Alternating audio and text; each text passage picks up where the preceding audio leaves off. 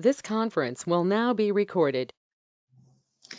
Good morning, everyone, and welcome to another EcoFoci seminar series. I'm Deanna Krauser, co-lead of the seminar series with Heather Tabasola. This seminar is part of NOAA's EcoFoci biannual seminar series on the ecosystems of the North Pacific Ocean, Bering Sea, and U.S. Arctic to improve understanding of ecosystem dynamics and applications of that understanding to the management of living marine resources. Since 1986, the seminar has provided an opportunity for research scientists and practitioners to meet, present, and provoke conversation on subjects pertaining to fisheries oceanography or regional issues in Alaska's marine ecosystems. Visit the EcoFoci webpage for more information at www.ecofoci.noaa.gov. We sincerely thank you for joining us today as we continue our all virtual series. Look for our speaker lineup via the One NOAA seminar series and on the NOAA PMEL calendar of events. Did you miss a seminar? Catch up on PMEL's YouTube page. It takes a few weeks to get these posted, but all seminars will be posted. I ask that you please check that your microphones are muted and that you're not using video. During the talk, please feel free to type your questions into the chat and we'll be monitoring the questions and we'll address them at the end of the talk. Today, I am pleased to introduce Peggy Sullivan. Peggy is a research scientist at EcoFoci, an affiliation with the University of Washington's Cooperative Institute for Climate, Ocean, and Ecosystem Studies, CIECOS. Sea ice in the Bering Sea and Chukchi Seas have been a long-term topic of interest and focus of her work, where both seasonal and multi-year changes in marginal ice affect the water column and ecosystems. And with that, let's begin. Okay, thanks, Deanna, and thanks, Heather. Here we go. I am Peggy Sullivan in the lab, but maybe not everyone knows my evil alias, Margaret. The banks all know that. And that's what's on my papers. So I'm going to talk about the seasonal ice in the Chukchi Sea in the context of 9 years of ice draft data that we collected at various sites around the Chukchi Sea. But I think I'll start with a little bit of history of ice-related topics in EcoFoci or before EcoFoci. When I came on board quite a while ago, there existed CTD casts in the Chukchi and Beaufort Sea in the 70s and early 80s, and at that point we weren't doing any work up there, so I don't really know what the projects were up there, but the data exist and they're kind of cool. And at the time, we were working in the Gulf of Alaska and Bering Sea and the Aleutian Islands. In 2006, we got funding and we were working through NPRB and the Best Desert program, and we set ourselves up to collect ice core samples. So over 3 years, we collected 30 samples, and there's a picture of them there, and you can kind of see snow on top of one and coloration and banding in one. We sliced them up and we basically made profile data out of that for salinity, temperature, and nutrients. It was pretty interesting working on the ice as well. And the picture below shows one of the first trips onto the ice from the ship during the first cruise of that. And then this is the second or third year. Ned doesn't look too unhappy having fallen into the ice. So, but I think he's on this call, so we got him back.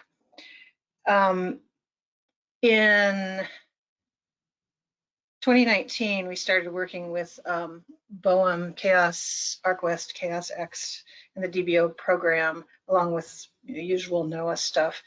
And we put out, set up a series of mooring locations in the Chukchi Sea, and it was in 2010 then that we set up the ice profilers at a number of stations in the Chukchi Sea, and then that work continued as we started into the Arctic IER program in 2017. 2018, the ice year 2018 to 19 was the last year we collected any ice profiler data, mostly due to funding and pandemic issues. So a little description of the instrument that we're using. It's called an IPS-5. It's an upward-looking sonar device. The photo to the right is the casing that contains the instrumentation and the memory card. It's manufactured by ASL Environmental Sciences. The fuzzy picture in the middle is their cartoon that shows how these things are deployed. They're pretty close to bottom, and ours are about 10 meters off the bottom. The trend, yeah, the signal that's going up there is basically the instrument up to the bottom of the ice edge, and we're getting range data that gets turned into draft data. And ice draft is from the bottom surface of the ice up to the surface of the water. So it's not to the top of the ice, but it's to the surface of the water. And that's usually considered to be 80, 85, 90% of the ice that is on the ocean. The very wordy table there are the specs for the instrument. And if anybody wants that information, I could get it to them. But right now I'm moving on. Here's a map of the area. There were originally 7 stations that we were going to use, and these stations were also being used by other projects for biophysical and biological moorings and ADCP. C8 we deployed up, if you look in the center of the map at the very top, we deployed once and we had a failed deployment, so got 0 data out of the whole thing. So basically we have data from 6 moorings, and we have focused on C1, C2, and C3 that we call the Icy Cape line. And so if you look at the table to the right, C2 has the most data every year that we've had it out, and that's followed by C1, the next largest amount of data, C3, and then 5 and 6 don't have much at all, and I haven't spent too much time on them yet, but that's coming. And I also want to mention that in 2015, we put one of these ice profilers at M8 in the Bering Sea, so a data set exists for that, but it's not part of this talk. All right, let's look at the ice and just get a sense of what these data look like and how, what the shapes mean. This is an ice data record that I get out of the ice profiler once it's processed. So this is ice draft. The blue is data that are taken every 1 second for the full duration. So it's really quite a load of data. The line on top, it's a red line with yellow dots, is daily averages of the same data. Here's a sense of what you're actually looking at in these shapes. So to the left are waves, and to the far right are also waves, but the left is fall, so you're basically following summer into starting the freeze up. The center of the plot is all ice once the ice has been established and is there in the winter in the seasonal ice zone. And there's a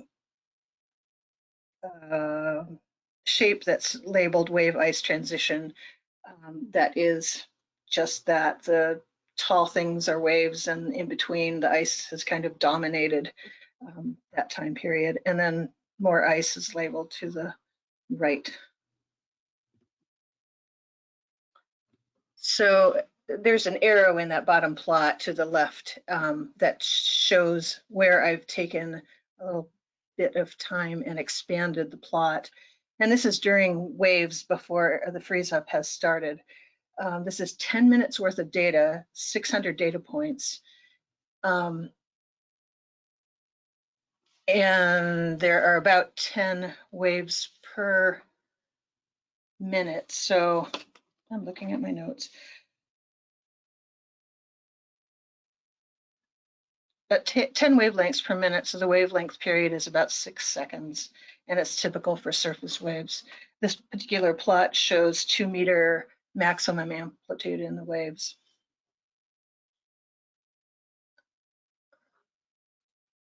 So the next expansion of the data, you can see the down arrow in the bottom plot in the center, is right smack in the middle of ice cover.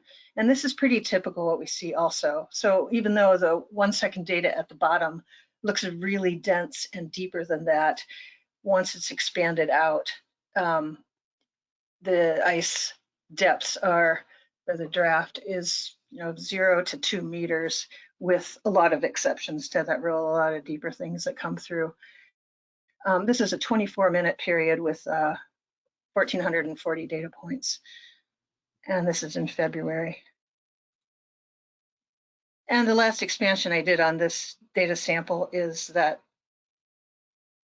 odd peak down around May 20th, if you look on the bottom plot, and the arrow is pointing to that. One might think, if you look at the data right away, that that would be a problem data section and maybe a mistake, but it isn't. You expand it out and it looks like the plot above.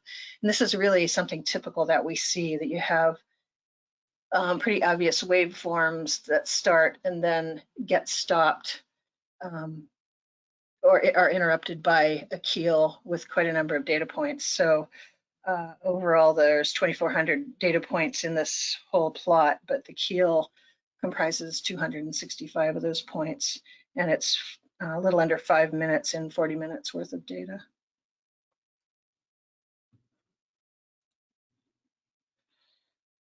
Okay, now I want to show the comparison that we've done with ice concentration satellite data.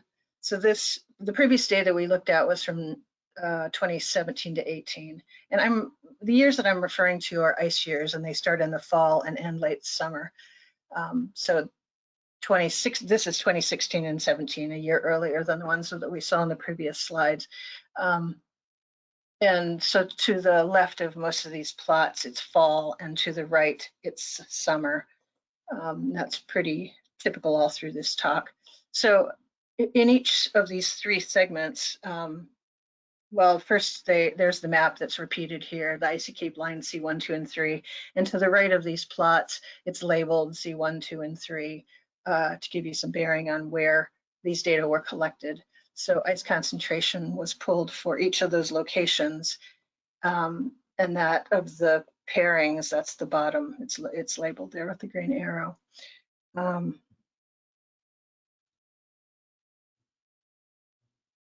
So the red box is generalizing when the transition zone is from summer waves to winter ice.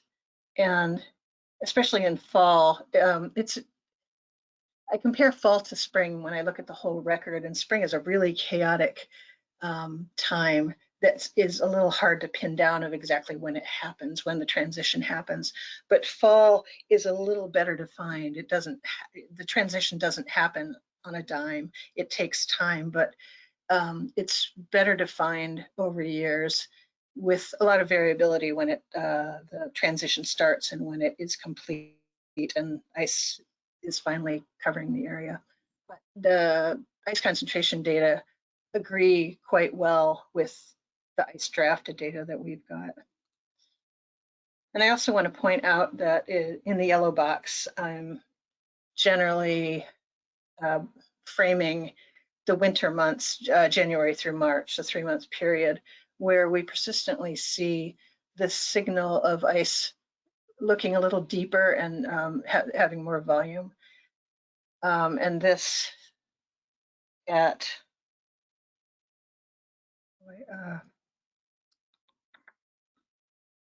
at C2, we've looked at this through the whole data record, and the statistics show that on a daily mean, the ice does show a deepening from January, then to February, then to March. So of the ice year, it's the most reasonable time that there would be full ice cover, as opposed to kind of chaotic breaking and waves intruding and things like that. All right, jumping, well, actually back to the transition topic. I've used this graphic in a couple of posters over time. And it is also a generalization of me going through the data. This is all at C2. Going through the data and trying to figure out, well, let me say the colors first. The blue are waves, that's summer ending. The red is what I've chosen as the transition zone between the summer waves and the winter ice, and the light blue designates that winter is here and ice is here, and they're the dominant medium. So the red are the transition zones, and I went through the data and kind of eyeballed when the waves were more dominant, when the ice was more dominant, when waves really weren't breaking things up very much anymore. And then based on some of those rules, chose when the transition started and when the transition ended, and waves were mostly gone. No guarantee of that, but they're mostly gone. But anyway, if you kind of eyeball the red areas that are the transition zones, it was interesting to look at, especially 2012 to 2017, of the trend of the transition zones and the ice formation trending later in the fall. And this really agrees with ice concentration data.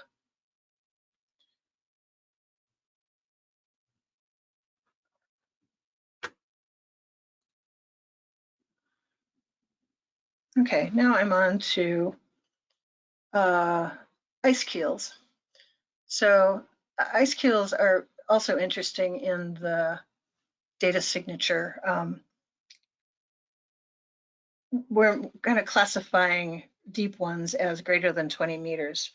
And they happen regularly, but not with a lot of frequency.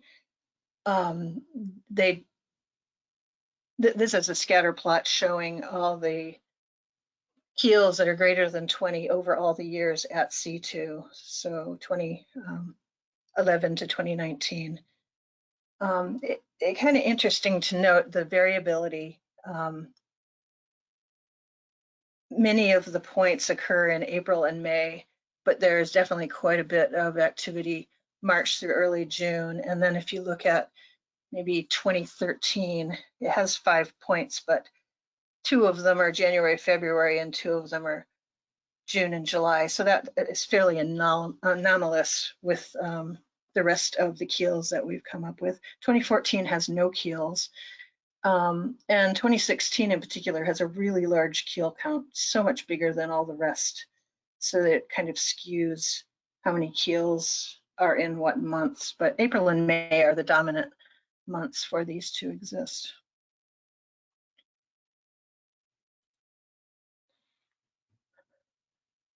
Okay, moving on to I'm looking at MODIS true color images. On the left is an image that also shows the icy cape line. It gives you a good sense.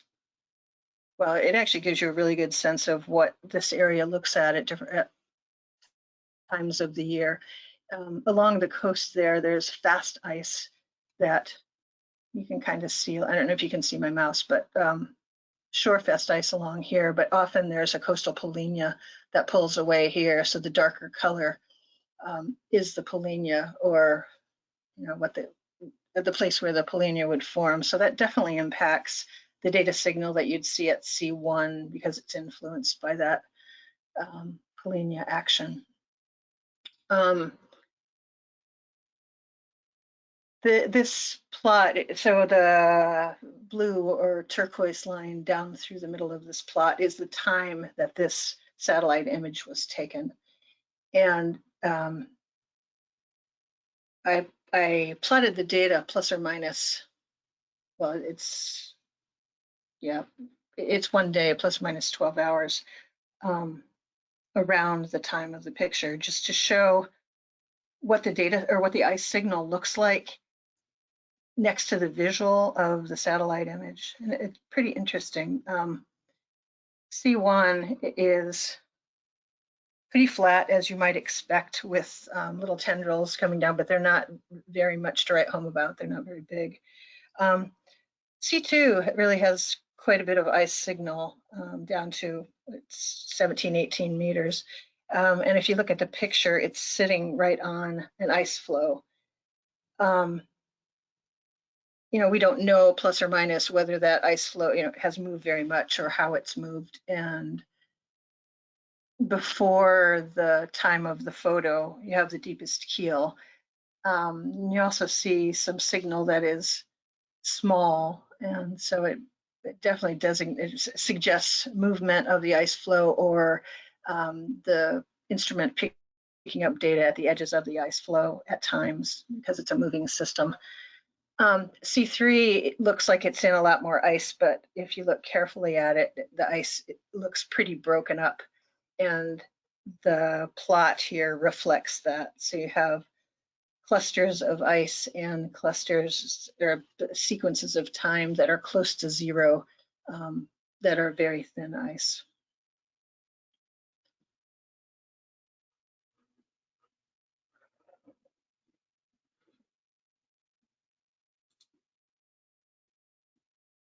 Okay, so this is still the MODIS True Color images, and this is from 2012. I went through those pictures and found a 20-day period that was pretty visible, and that's a little unusual. So I made a little movie out of it. You might take note that that this is skewed a little bit, and the north indication is up in the upper right corner, but those three markers there are C1, 2, and 3 from right to left.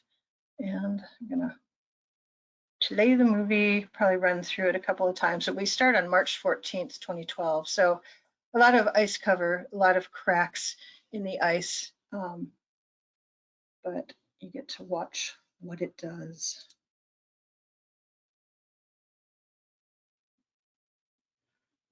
Yeah, it's a big breakup. And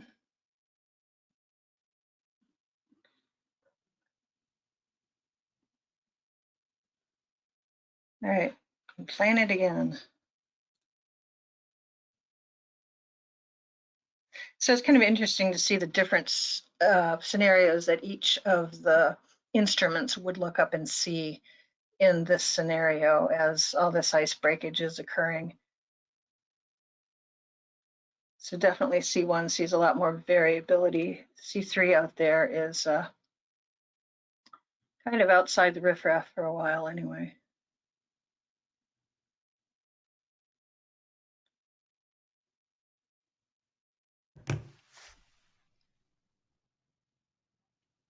Okay, enough movies. So based on that movie, or from that movie, these are 4 stills from the movie. So the movie was March 14 to April 2nd. This is March 29 through April 1st. I keep moving. And these are the stills. The orange markers are C2. I put blue markers on a couple of ice flows just so your eyes can follow where the ice flows are moving, which is interesting. It's because the whole system is moving and changing, and it definitely gives you an idea of what the instrument is looking at moving over. Hey. I'm hearing somebody talk. I just wanted to the middle frame is a plot that coincides time-wise with the pictures. So it's 4 days worth of ice draft data.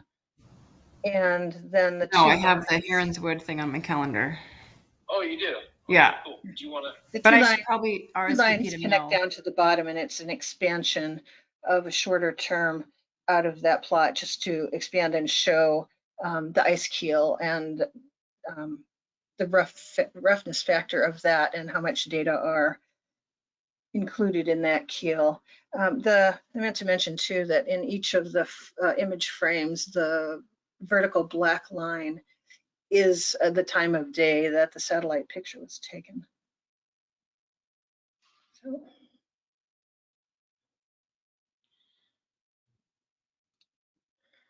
all right, we're jumping to a comparison of the C1 and the C4 station.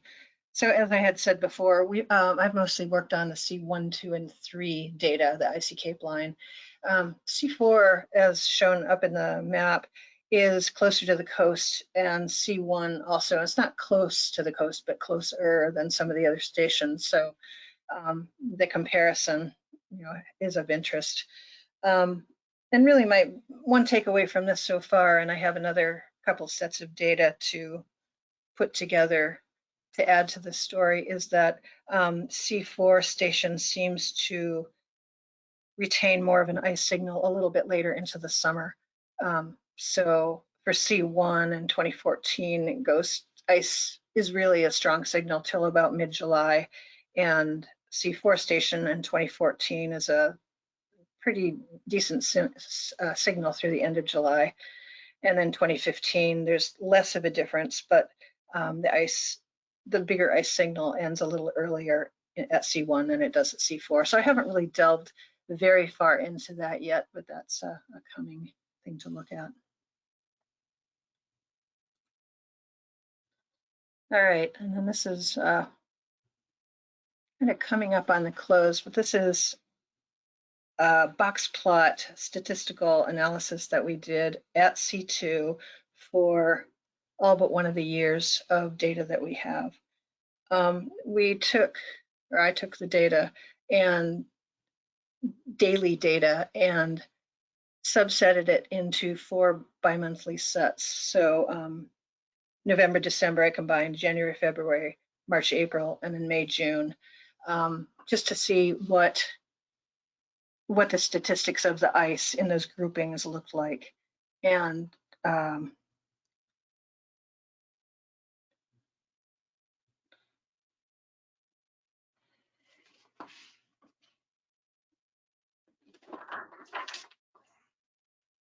so the box plots show the median of the daily data, and they show the 25th and the 75th quartiles. The whiskers show the extreme data point value limits, and the outliers are above the whiskers, or the flat parts, in red. The outliers were defined as values more than 1.5 times the interquartile range. Additionally, that number above the delta D, we basically calculated a change in the draft. So delta D is draft from the median of the November-December grouping of data to the median of the March-April. So you're basically getting the slope between the first grouping and the third grouping, and it indicates the increase of ice over those months. And it pretty strongly supports, especially what I spoke about before, the January, February, March winter months, where it's pretty solidly ice covered. Well, not solid, but it is ice covered, and it increases over those 3-month periods. So yeah, that about sums it up, what I'm going to talk about today. We just finished, or I just finished a paper with Phyllis for the Arctic IERP DSR2 second special issue. The title is there, and it covers these and a bit more, working with the data.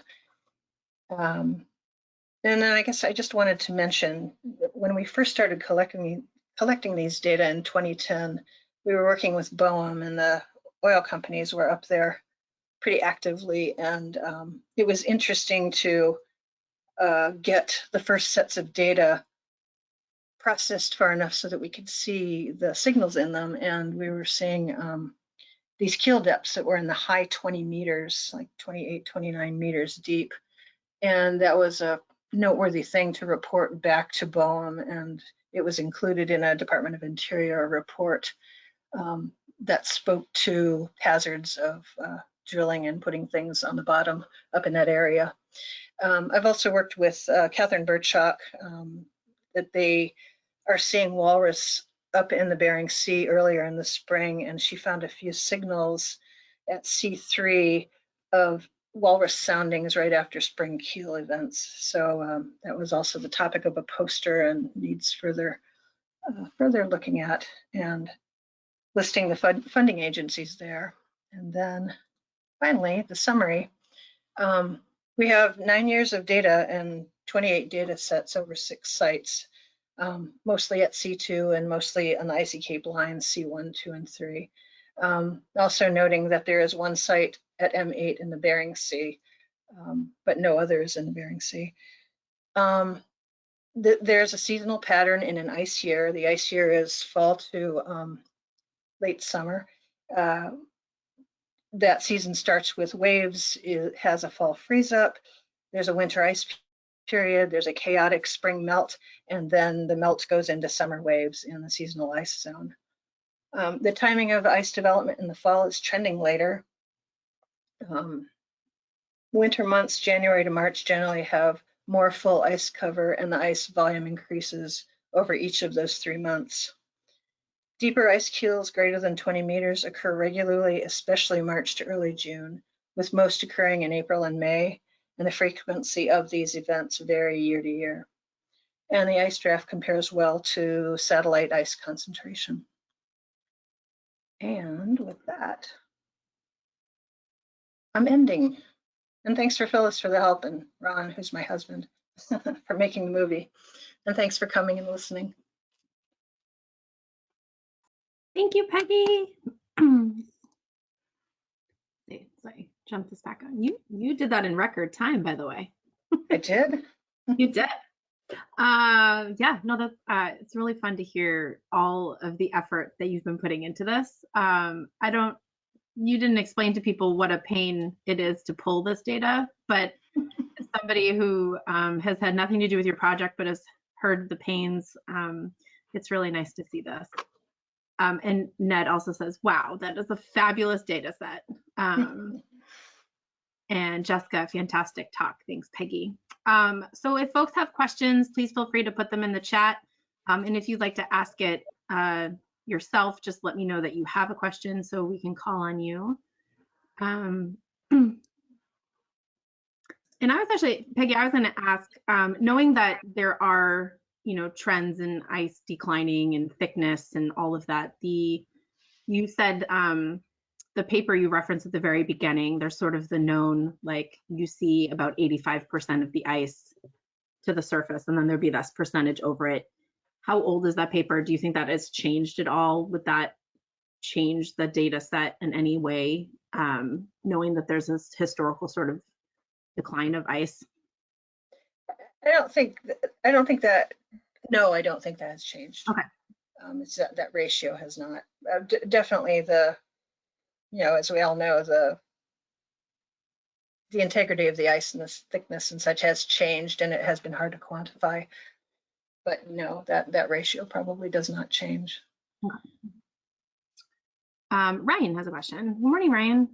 You mentioned fall ice formation trending later. Is there a pattern for spring formation?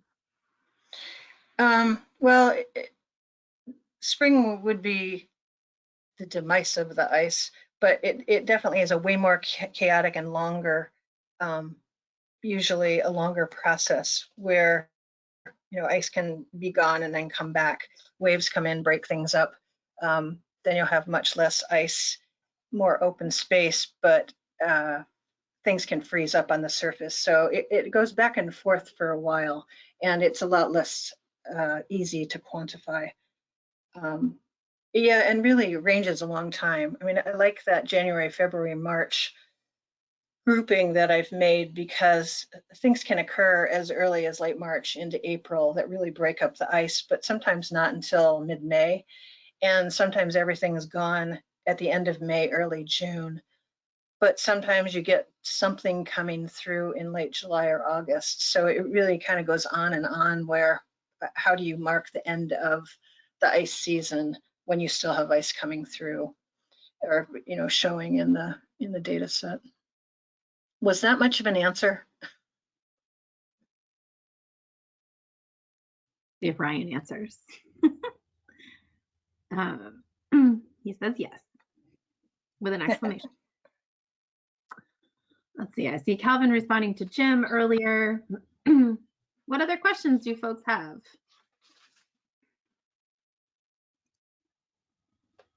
Noel. Heather, can I ask one? Oh yeah, let me just read Noel's comment, and then I'll come back to you. That's you, Sean, right? Noel had said, great talk. Follow on to Ryan's question. Do we know why fall formation is trending later?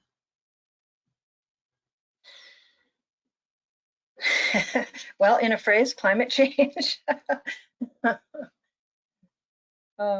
Yeah, I think just warmer conditions.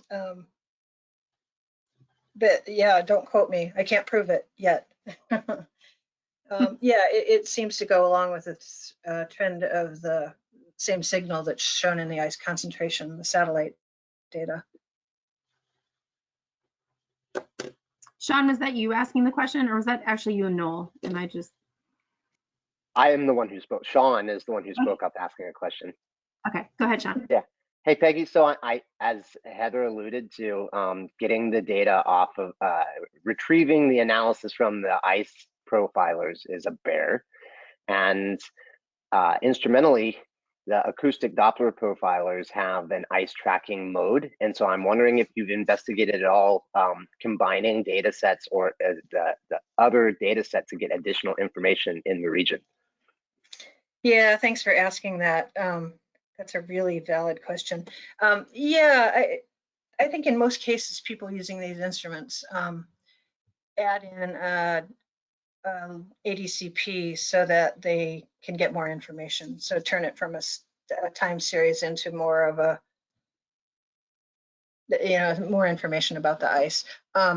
We haven't had the resources to do that for most of our data sets. I think we did it for one, and the ADCP data have not been combined with the ice profiler data to come up with, that next iteration of the data. But for the most part, we have not done that, and mostly due to resources and weight on the ships and things like that. So, Sean, this is Phyllis. Yeah. Can you hear me? Yes, So, Phyllis. There's only a few of the ADCPs that had bottom track in them. And so that's a comparison we made. We had some failures at the beginning, and that's on the list. There's also a question about the satellites, and that's something that Peggy and I are working with a graduate student, and it's not as easy as we thought. Peggy might want to talk about how many hairs we've pulled out over that exercise. Yeah, and that exercise is working with the ERA5 ice thickness data. So yeah, we haven't really come up with too much yet on that. Ned's question, and what Phyllis is referring to, he said, what can be done? Well, he says the variability of the keel depth amazes him. So that means the overall thickness is very variable. What can be done to compare these measurements to satellite ice thicknesses? So do you want me to address it, Peggy? Sure, go for it. Okay, so what we started with is the ice moves basically, unless it's a big giant sheet, but when it's broken up, it moves basically at the speed of the currents. And we looked at several movies and compared it to the currents, and the correlations are very good, and the slope is one. So yeah, they basically move with this currents. So we thought, okay, so the satellite goes over and it has a footprint of X. And we have second data. So you think, well, how much do we have to average to kind of map a flow? Again, average depth of the flow, which should give us a height. And so that's what we've done. And it's shocking. Sometimes you have a straight line and the data are beautiful, and sometimes it's a blob. And so it's difficult. It's not straightforward, but we're still working on that. And that is a paper that we will get out at some time. But at the moment, the thesis is supposed to be done in July, I think. And so it probably won't make it into the master's thesis, but we'll continue working on it with our colleagues and try and get a paper out of it once we hammer it down. At the moment, what we say is this is hard. It's not obvious how it works. And there's contamination by snow is one of the problems. And we've talked to Wei a little bit, and we're hoping to do some comparison with the models and see if we could get any type of relationship there, because it's turning out the ice thickness is real important for how rapidly the ice retreats. And so if we could come up with better estimates of that, that would also help the modeling. which doesn't always retreat ice at the right time. Thanks, Phyllis. Anything to add on that one, Peggy? No, I don't think so. She's covered it.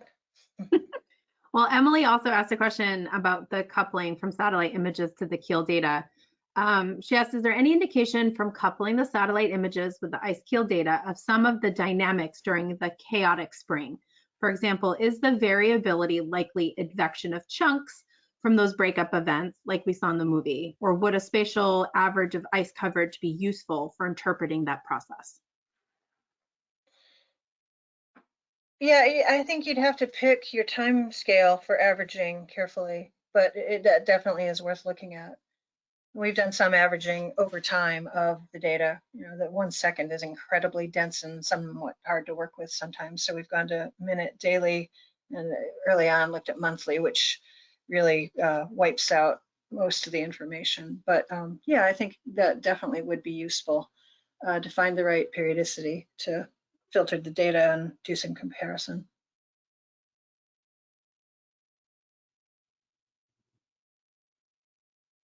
Thanks, Peggy. Any other? Oh, okay. Ryan. Didn't hear everything you said regarding the movie period, but it looked like the near coast flows was southward during the ice breakup. Is that typical during this? Is that typical during such ice breakups, at least in that area? You know, I would hesitate to say that that always happens because I don't think that's true. But those kind of pictures are really typical if one looks through the satellite data. That motion of cracking and almost pulling things south. You know, so it must have to do with warm influx further south and melt, having some kind of pressure on the whole ice pack, and then the changing seasonal conditions. You know, increased sun and increased atmospheric heat, and I'm sure it's supported by winds because they really drive the ice up in that area. Yeah. Rob, Yeah, sorry. it could also be the currents. The winds and the currents are highly correlated in this area. And even under the ice, you get a very, very good correlation. And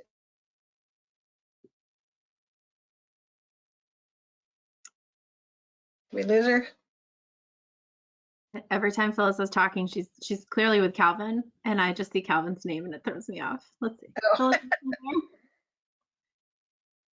maybe Cal dropped off.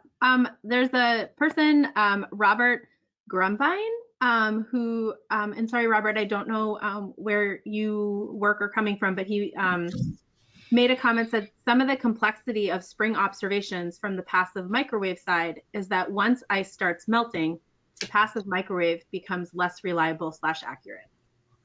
So yes, and first, thank you, Peggy, for some excellent and very interesting observations, and especially if you can get them near real time, that would be delightful for me because I'm sitting at the Environmental Modeling Center in the National Weather Service, and I'm the ice guy, and part of my duties are the sea ice observation. Hence my comment about the passive microwave. I'm the one feeding that into the global models, the weather models, the ocean model. But the thing is, in the fall, the passive microwave is a nice clean observation because cold ice is pretty well observed. Once you start seeing some melting, or the even before melt occurs, changes in the snow crystal structure start mimicking open water as far as passive microwave is concerned. So what you start seeing is those effects rather than there actually being less ice. So this adds to the whole complexity of the spring season. But one of my other hats which isn't near real time, is the model verification for the unified forecast system. And this would be excellent data for us. So I'll be emailing you in a bit for some of the time averaged observations so that we can start to see whether the model is having a reasonable evolution of the ice thicknesses. As you said, this is very important for us initializing the model and assessing whether it's actually going to be useful in the fall and spring seasons, especially where things are changing rapidly. Yeah, thanks for the input on the microwave. It's nice to hear that added layer of a story on fall versus spring. And I look forward to communicating with you about the data.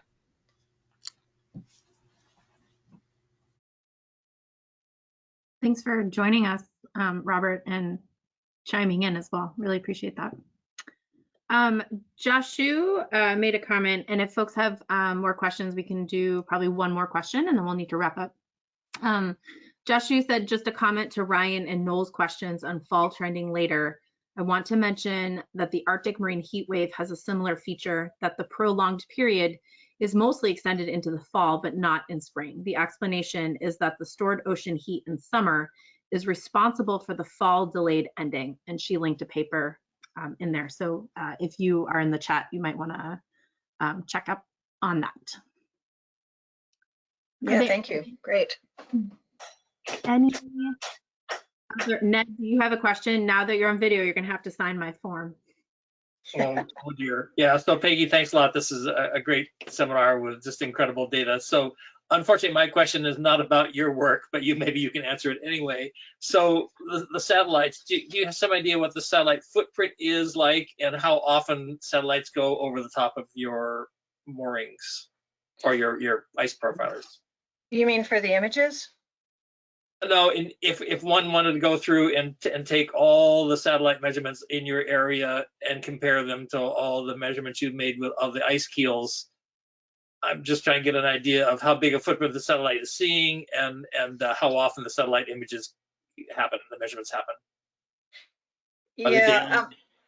Yeah, definitely daily. There are different crossings, but about daily is the frequency, and the footprint. I probably know that, and I don't know it off the top of my head, so I can't tell you. Yeah. So, Ned, the actual crossings over aren't that often. Peggy, I think looking at M2, I think we only have 20 or so. It's not a huge number depending on the month and that type of thing. And we have basically 9 years of data at M2 of this type of stuff. And we're not convinced it's at C2, sorry. And it's not the footprint so much of the satellite. The satellite goes over an ice flow, and so you can have deep keels, and then you have shallow areas, and the flow floats not at an instantaneous depth, but at some type of averaged, that we average the bottom of the keel depths and that type of thing. And we haven't succeeded in cracking that idea of how much averaging to do. And I think that's our real problem that we've been having with this paper we're trying to do with Mike and Darian in Florida. And so it's the instantaneous thing of what's over you and what the height of the flow, they're not the same. You have to average. You have to get some type of average depth of the flow, and that hasn't succeeded yet. So Robert's chiming in, and I just want to read it. He said up to 14 times per day for polar orbiters. And then this area is on the edge of being able to get GOES 16 observations, but those are available hourly if they cover the area. And Ned, I think we had some pretty detailed info on satellite coverage during our sail drone projects prior years that Shell had provided as well. So, but yeah, I think a conversation with Robert would be great. So I'm just going to read Ryan's last comment, and then I think we'll wrap up. And I certainly encourage folks to, it sounds like everybody will anyway, chat offline. Ryan had just said, just a comment, the fact that the standard deviation of ice completely swamps even the daily mean is nuts.